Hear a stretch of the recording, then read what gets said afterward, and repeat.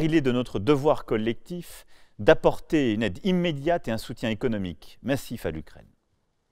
En sa qualité de présidence du Conseil de l'Union européenne, la France salue cet élan de solidarité sans précédent qui nous unit depuis les premiers jours du conflit. Nous voyons chaque jour s'accumuler les conséquences humanitaires et les destructions suscitées par l'agression de l'Ukraine par la Russie et subies par le peuple ukrainien. Elles sont insupportables. Dès le déclenchement de cette guerre, la France a débloqué 100 millions d'euros pour l'aide humanitaire, qui servent notamment à financer les organisations internationales et les ONG présentes sur le terrain. Déjà, 800 tonnes de biens humanitaires et médicaux ont été acheminés en Ukraine et dans les pays de la région. La France est au rendez-vous, aujourd'hui encore. Au total, la France a débloqué en 2022 une somme de 1,7 milliard de dollars en faveur de l'Ukraine. Au-delà de l'aide humanitaire, nous avons en effet mis à disposition du gouvernement ukrainien des dispositifs d'aide budgétaire directe et nous continuons de soutenir et de garantir les investissements et les exportations en Ukraine. Ces derniers sont essentiels pour la reconstruction de l'économie ukrainienne à un moment critique et pour renforcer sa résilience sur le long terme.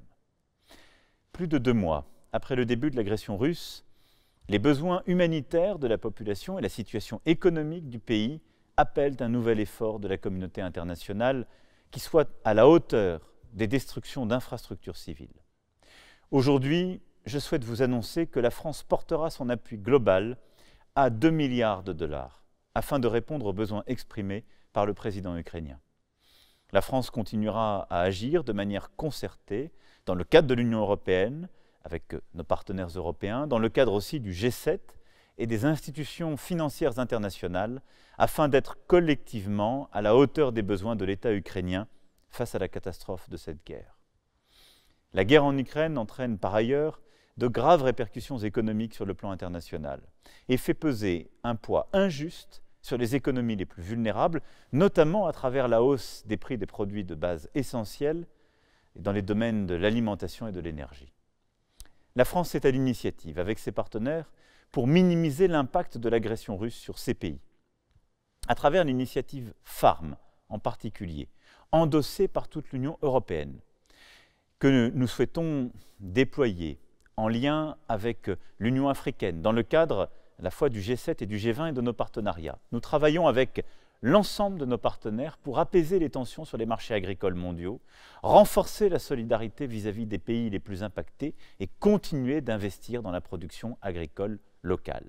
FARM est une réponse internationale que nous avons conçue, voulue avec le président Macky Sall, qui a vocation à répondre à la crise alimentaire qui sera une conséquence directe de la guerre en Ukraine.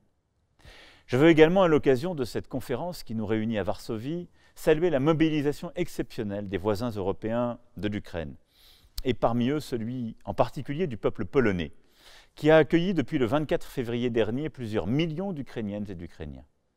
La Pologne s'est mobilisée à tous les niveaux pour faire face à la détresse, au malheur de ces personnes qui ont été contraintes de quitter l'Ukraine. La solidarité exprimée par la Pologne, la Slovaquie, la Roumanie, la Hongrie, la République tchèque, la Moldavie est exceptionnelle.